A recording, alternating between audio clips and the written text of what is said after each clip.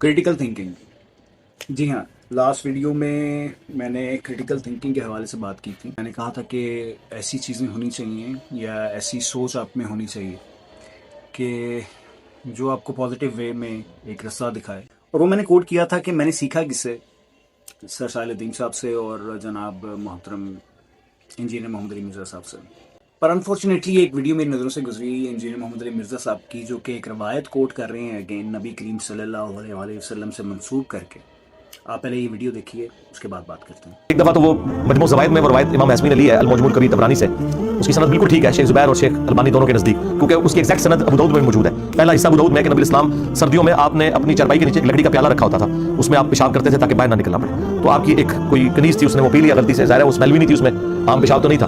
तो नबी इस्लाम ने जब बाद में पूछा तो उन्होंने कहा मुझे तो नहीं पता था। तो आपने फरमाया कि तुमने अपने और जहन्नम के दरमियान एक आड़ कायम कर ली।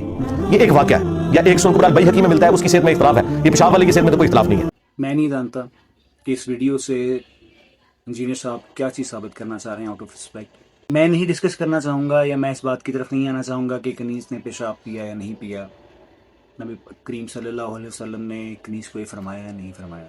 लेकिन जो हमारे नबी की शान है, क्या बीइंग अ मुस्लिम आपका दिमाग, आपका ज़मीर ये बात मानता है कि हमारे नबी करीम सल्लल्लाहु अलैहि वसल्लम सर्दी से बचने के लिए इस तरह का अमल करेंगे कि अपना पेशाब नाउज़ बिल्ला करने के बाद चारपाई के नीचे रखते हैं?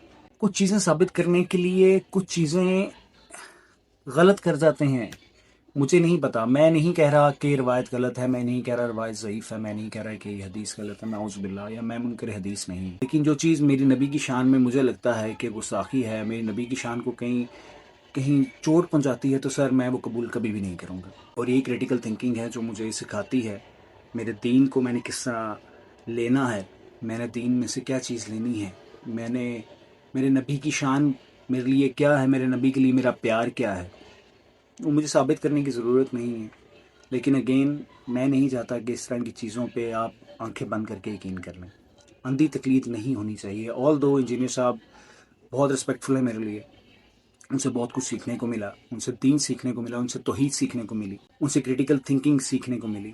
लेकिन जो चीज़ गलत है वो गलत है, मेरे लिए एटलीस्ट, ये मेरा पॉइंट ऑफ व्यू है।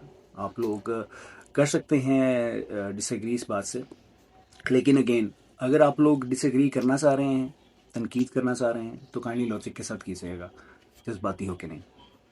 पीस।